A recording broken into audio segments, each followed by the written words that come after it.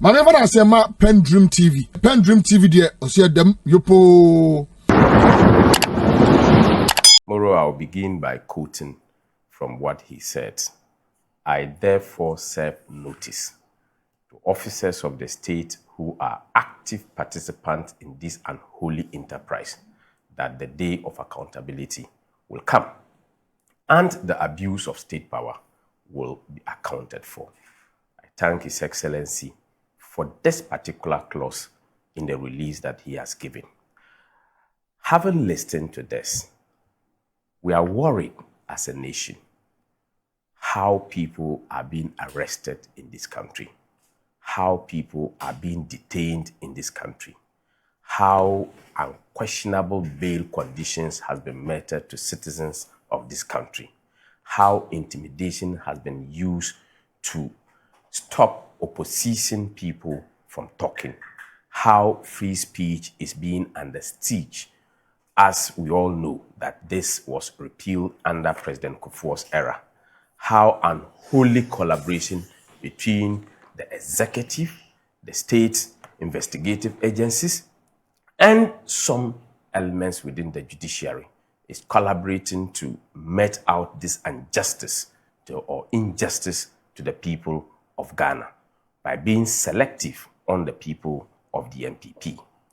You did indicate that the point that Honorable or my senior brother Abronye had made was to refer to a judge as a politician.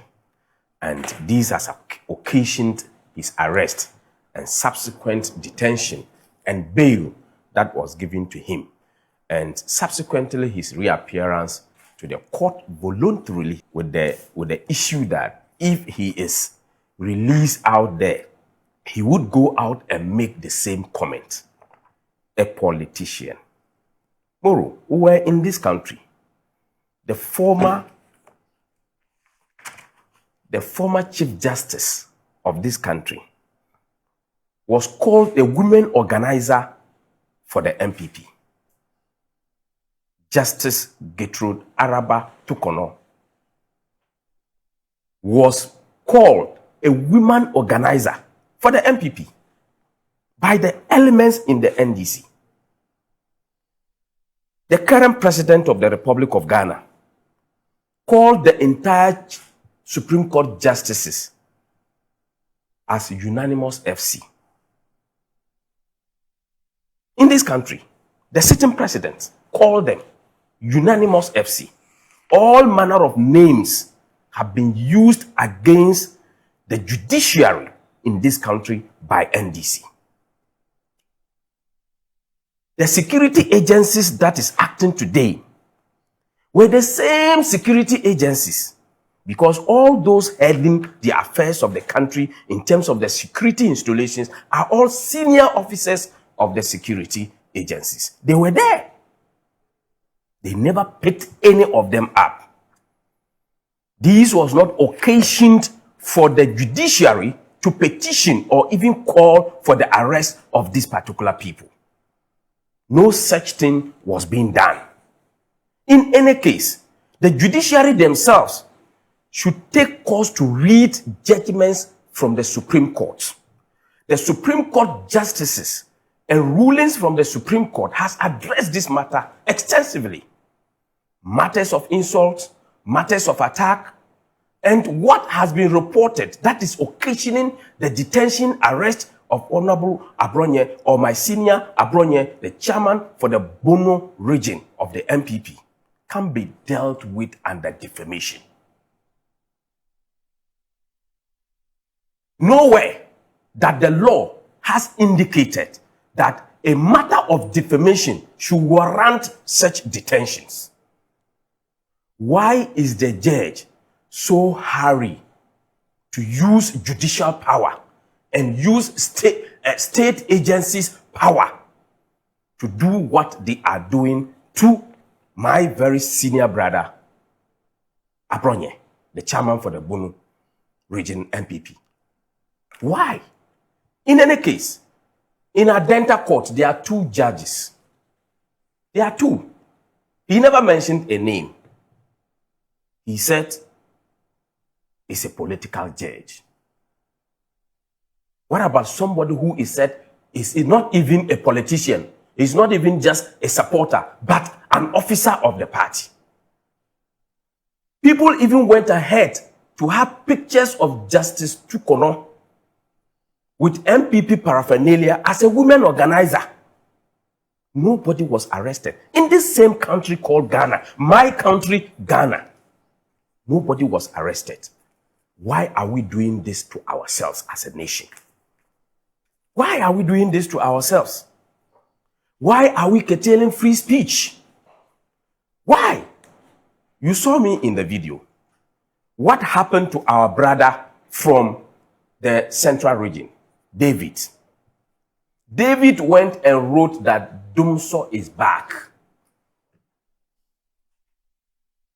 And when we went to the BNI with our lawyer Fuakwa, the matter was, it was the same matter. Is Dumso not back? Dumso is back. Everybody knows. I need some even the deputy energy minister. Yes, but I need some clarity. Corroborated. I need some clarity. Just a second. When you went to the BNI,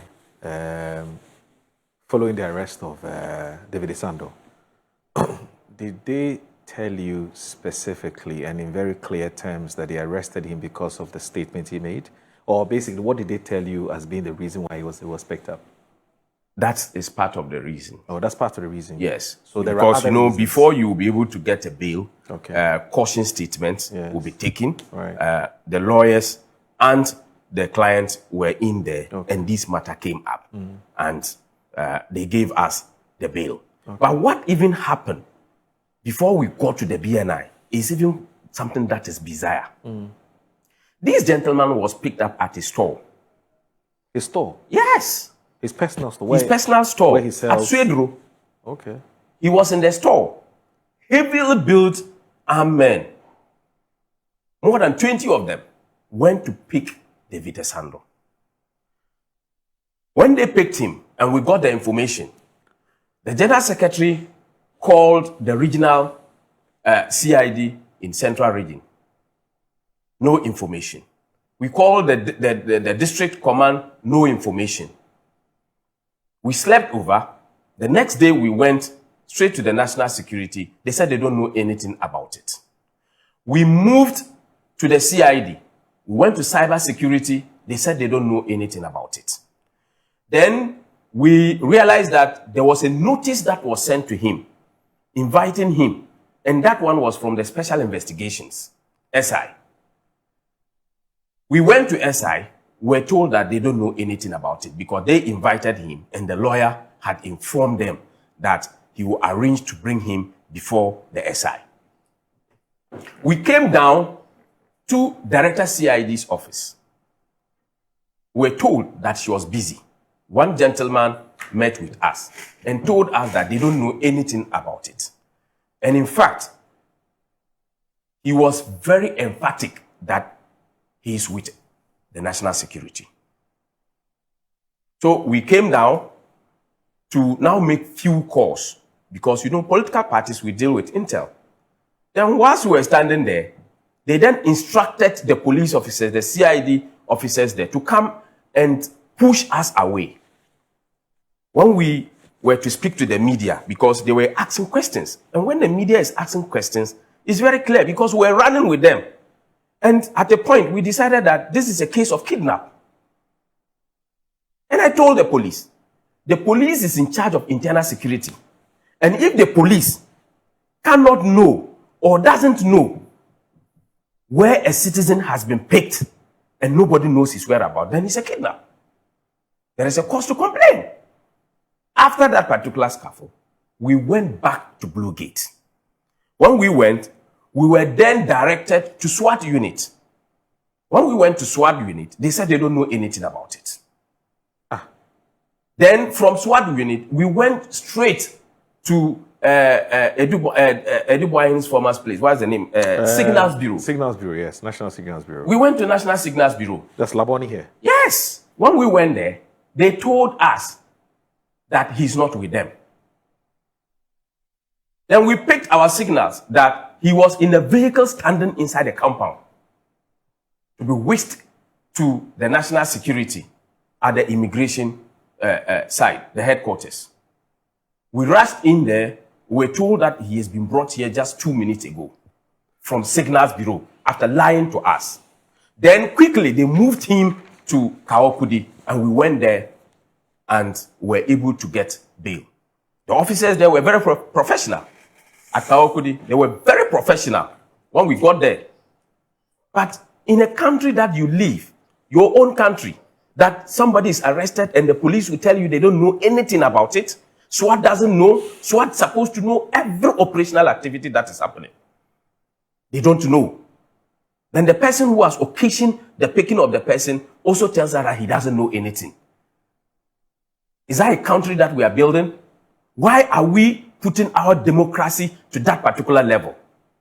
You see, people should realize there is one day, there is a day of accountability.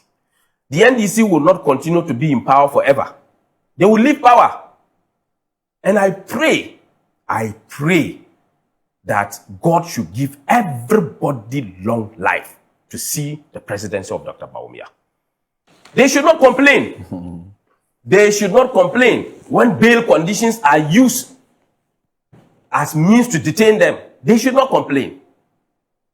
They should not complain. We are not going to sit down and allow these people to continue to destroy the democracy we have helped in building. We will not sit down. In a very few days, we will be having engagement with the diplomatic society. The diplomatic community will be having extensive discussion with various stakeholders in this country, including the media. And we will stage a strong demonstration in this country. If they want, they should arrest all of us.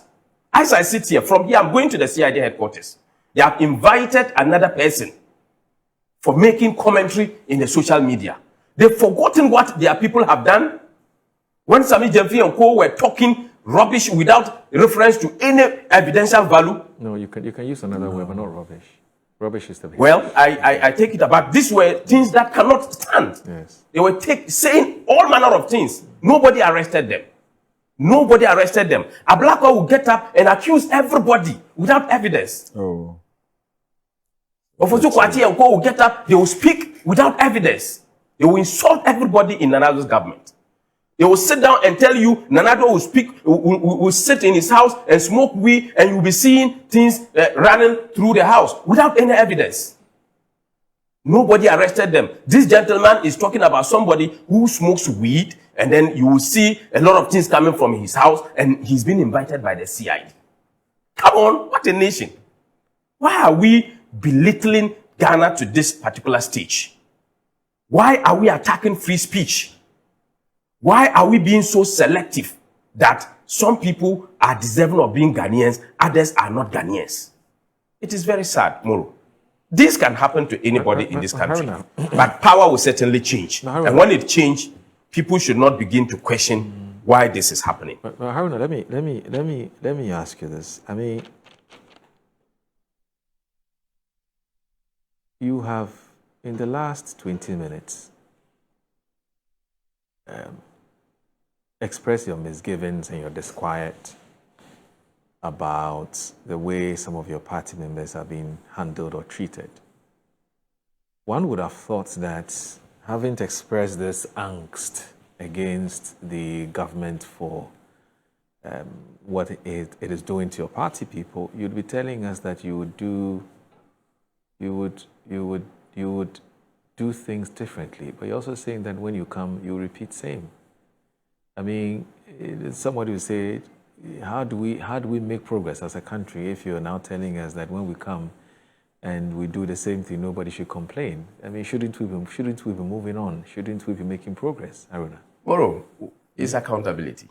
They said they are being accountable. They are making sure that people account. Yes. Yeah. So when we are also doing accountability, and they have the cause to complain, they should always make sure they reference what they did. It's not about paying back. Everybody has to do what we call accountability. And that is why we have state agencies that is in charge of accountability. One, when it comes to financial accountability, the Ghana Audit Service is there.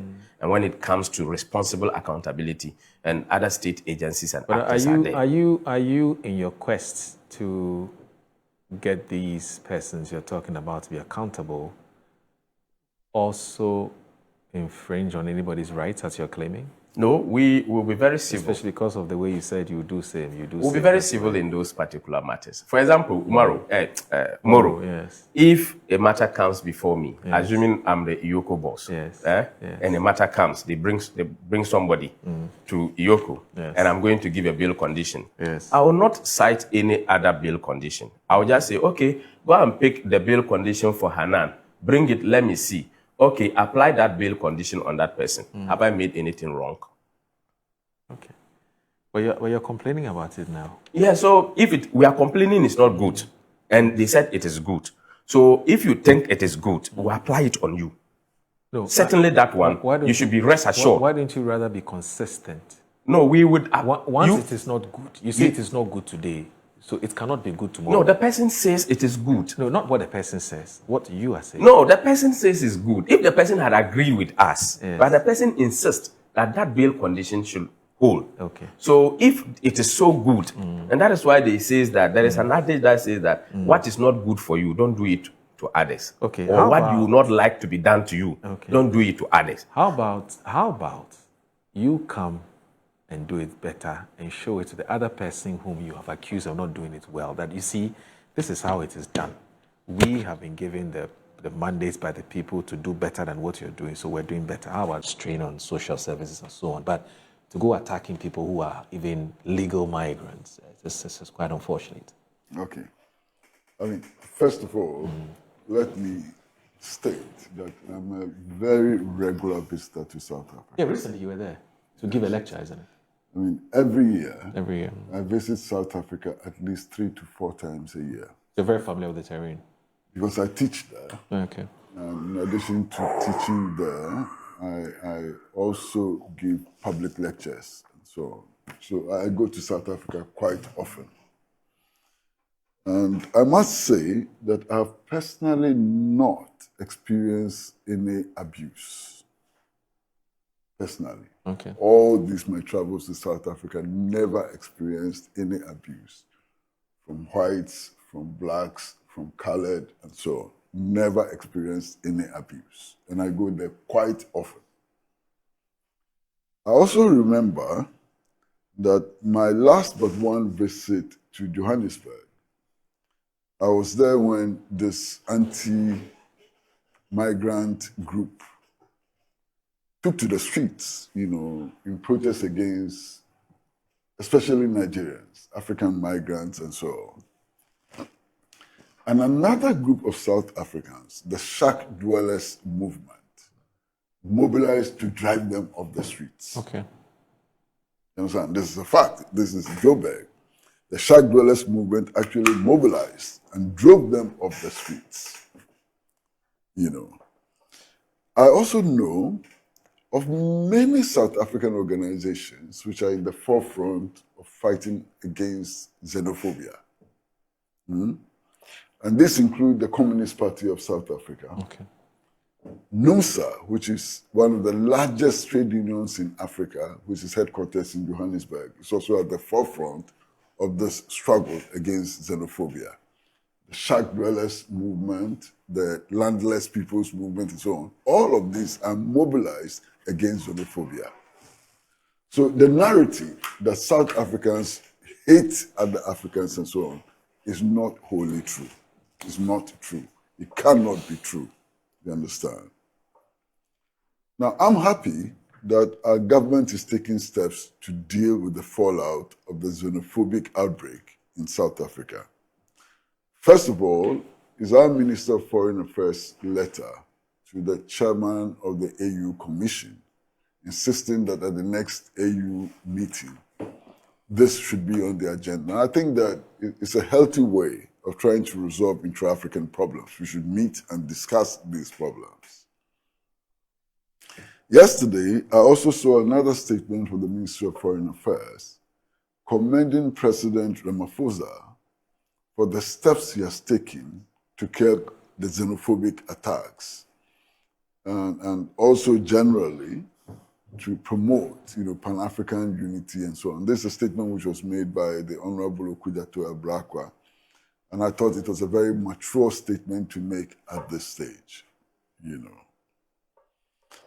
Now, who is engaged in these xenophobic attacks? Largely, it is Africans, blacks in South Africa, who are leading these attacks, And I ask myself, today in South Africa, 80% of the land of South Africa is still owned by white settlers. So how come that these Africans, these blacks and so on, are not fighting the white settlers who control 80% of their land, but are focused on Nigerians, Ghanaians, and so on? What is the problem? And this is a question that we all should be asking ourselves. The problem simply is that the problem of xenophobia is a continuation of the apartheid system of governance. It's a continuation. So when I hear people say that we help them to fight against apartheid, why are they turning our guns against us? I regret for fighting against apartheid and so on. They don't understand the complexity of the problem. The truth is that the battle against against apartheid in South Africa was not completely won. So as we speak today, there are still communities in South Africa which are whites only. If you find any black person in those communities, they are servants, they are cleaners, and so on. So there are white-only enclaves still in South Africa. We didn't finish the battle against apartheid. Now, if you go to places like Johannesburg, Cape Town, and so on, and you see where the indigenous African population lives, you will be shocked. The shanty towns. In Accra, we tend to think of Nima, Mamubi, and other places as slums. Compared to the shanty towns in South Africa, Nima, Mamubi, and so on are the Shanghais. Of They China. they have running water. They have electricity. They are not living in zinc houses. They are living in block houses and so on. The conditions in the shanty towns in South Africa are extremely horrible, unfit for human habitation. That's the reality. Look, soon after apartheid, I went to Soweto, to the areas where the black people live and so on. And the black people were complaining that the houses which were being provided for them after the overthrow of apartheid were inferior to houses provided for them under apartheid. They were smaller and so on. This is the reality. They have no jobs. The people who are carrying out these xenophobic attacks, they are the lumping elements. They don't know about the history where Nkrumah and others led the struggle against apartheid. It doesn't register. They don't know about it. These are lumping elements. You understand? They don't know that South African companies work outside South Africa. They don't know of the existence of MTN in Ghana and Nigeria and so on. It's news to them. They don't know. Okay? They are simply trying to find answers to their problems of lack of access to social services like housing, education, health, and so on. They're trying to find answers. And they see other Africans come there and they are living posh lives. They are driving Lamborghinis and so on their streets. So in their uneducated, uninformed minds, this is the problem. If all this wealth came to us as South Africans, we wouldn't suffer so much. It's ignorance. It's illiteracy. It's the fault of an educational system which kept black people in South Africa ignorant. It is the result of the unfinished struggle against apartheid. And mind you, under apartheid, one of the main propaganda tools which was used was to make blacks in South Africa feel superior to blacks outside South Africa. The story was that because it is whites who are managing this territory, we've done better for you than what African independent governments are doing for their people. Okay? So that was the propaganda narrative in South Africa, and it has sunk deep and so on. These are lumping elements. They are victims. They themselves are victims of a system of apartheid, of a system that condemned their kind, both within South Africa and outside South Africa. Now, for all these people who are engaged in the xenophobic attacks, who are saying that foreigners are coming to take our jobs, what jobs are the foreigners taking? You probably find a Nigerian specialist surgeon in a hospital. The people on the streets who want to beat this Nigerian surgeon and drive him out of Nigeria have no education. They cannot perform the role that the Nigerian surgeon is performing. If the Nigerian surgeon leaves, that hospital will probably have to close. Because you can't find people from among those engaged in the xenophobic attacks who can perform that duty. You have Ghanaians there. Most of them are university lecturers. They're heads of faculties. You understand? They're medical doctors. They're engineers and so on. Those lumping elements cannot replace them. So the claim that these foreigners have come to take our jobs is hogwash. Because if they leave, they probably have to bring people from Europe to perform those duties and so on. The apartheid system built that horrible system and so on. Okay. Now, you recall that the South African government also in its statement of condemnation of the xenophobic attacks made the point that some of the videos are actually not real. AI. Some of them are AI, and some of them are actually videos taken from other places in the world, not in South Africa. Oh, okay. Really? Yes, that's contained in the South African government statement.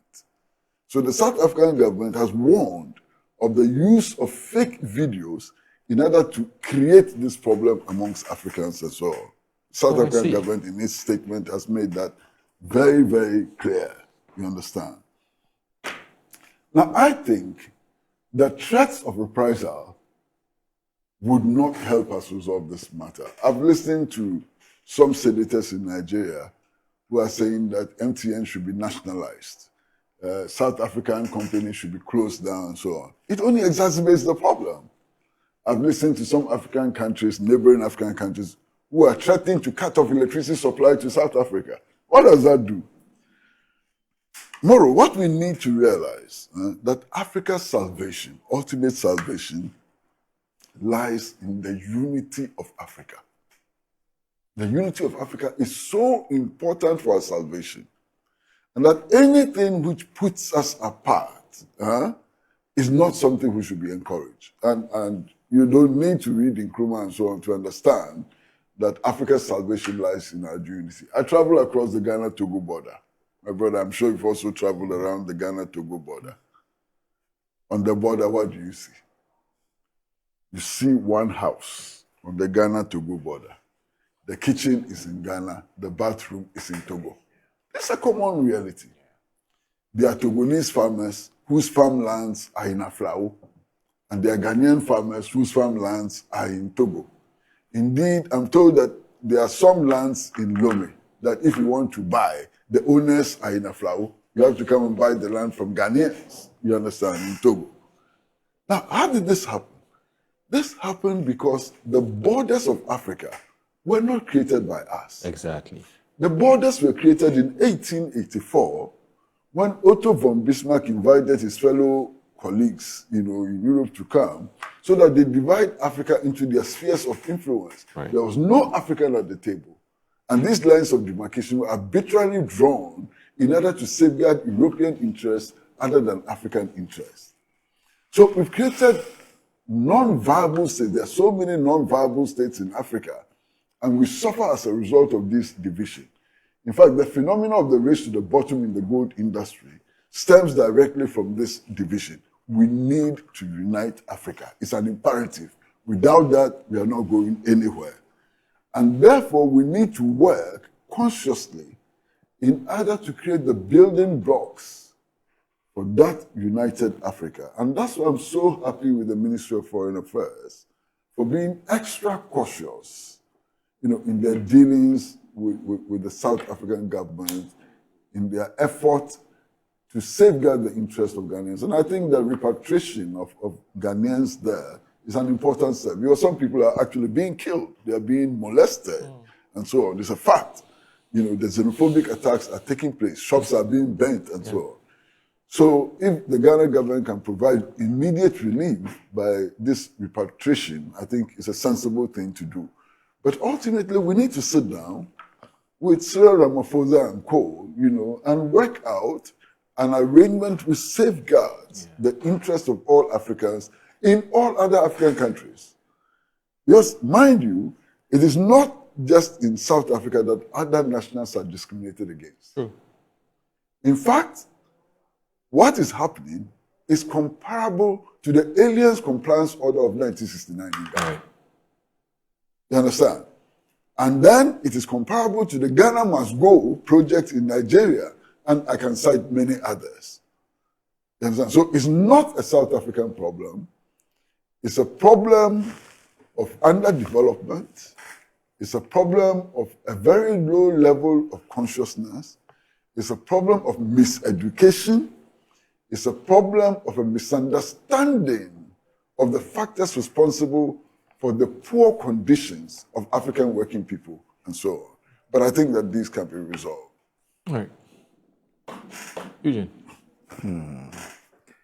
Well, first of all, citizen protection is a national duty. So 300 Ghanaians in a foreign country facing xenophobic attacks. Terrifying. Terrifying. It's truly terrifying. So the priority is to getting them home safely. And it's a good thing that that's happening. The Ghanaians in South Africa also follow the Foreign Ministry's directive by registering with the High Commission in Pretoria. And that's why the organization seems to be also seamless. But Kwesi is very right. We've seen evacuations. The 1982 one, I remember vividly because as now I was preparing for common entrance. So when it was in the days of Jerry Rawlings, may he so rest in perfect peace, when Ghanaians had to be evacuated, carrying their stereos and Ghana Must Go bags, and I think there was a book that was even published after that, 99 Days in Agege. Yes. Very popular one. Yes. So, I think anytime there's hardship, I'll compare it to Britain, where I lived for a bit. Anytime there's hardship in the society, the easy target is the foreigner, is the immigrant. Yeah. You understand? Whenever there's pressure on social services, the easy target is the foreigner. You understand? When there's economic recession, the easy target is the foreigner. So you get it all over the place, and it's unfair. But hey, it goes back to the fact that we must continue to build this country. We must continue to offer our citizens jobs, opportunities here, so that they don't see the need to travel. It's something we are not doing. And Kwesi is rightly saying that some of these people they are going after are professionals in specialist areas. You understand? Right. The most important thing in understanding this world is the law of dialectics, which sees the interconnectedness of all things. So once you begin to understand the interconnectedness of all things and so on, nothing is strange. Nothing is inexplicable and so on. So that's the advantage of being a Marxist, because the science of dialectics then aids your complete understanding of the world. You cannot be a Marxist without understanding the world in its complexity and in its fullness and so on. So you've asked a very difficult question. There's no straightforward answer. It just leads us to a very complicated world. But Kwesi, in all our spheres of endeavor and all that we do in our lives, we ought to take feedback. Because without feedback, we all agree you can't do better. Because it's almost like you're walking in the dark alley or in the shadow. But for some reason, feedback is very difficult to take, you know, and especially for our politicians who are in the business of constantly interacting with people and so on. And you'd expect that when a colleague says, hey, watch it, rather than listening to what the person is saying, we're more interested in who is saying it in order to place premium of value or importance on what the person is saying. I mean, how can you be a successful politician or even a human being without listening to what people are saying? Of course, that's not to say take everything people are saying, but you've got to be able to decipher. You see, Moro, I don't get it, but people don't want to hear the truth. no, Moro, you again. Obviously, on several occasions, you've been on this platform where you have called people out, whether NDC, MPP, and you're saying, watch it, it's bad, it's blah, blah, blah. And people call me and say, why do you guys put this man on? You know, he's making us unpopular and blah, blah, blah. I'm like, but that's your problem. But people don't want to hear feedback. Moro, there's again a very big problem. I mean, the assumption is that feedback is good. So, how do you determine a good and bad feedback? Exactly, or whether even the feedback you're getting is sincere? I mean, 2 weeks ago, I put out something on my Twitter page. Yes. What is it? I'm driving through the streets of Accra. Somebody, a street vendor, stops me and says, I haven't eaten the whole day, you know. So can you give me 10 cedis to buy some cocoa and so on? So I had 10 cedis, I gave it to the street vendor. Then he immediately launches into serious attacks on the MPP. How the MPP is responsible for all the problems we've had and so on. And I said to him that, look, I am not an NDC person. Dedi kama amena PENDREAM TV ase. Now so far so good. Say open online portal e wo Ghana. Ah nipa share, nipa follow, nipa comment here. To my best of knowledge, without any biases, PENDREAM TV.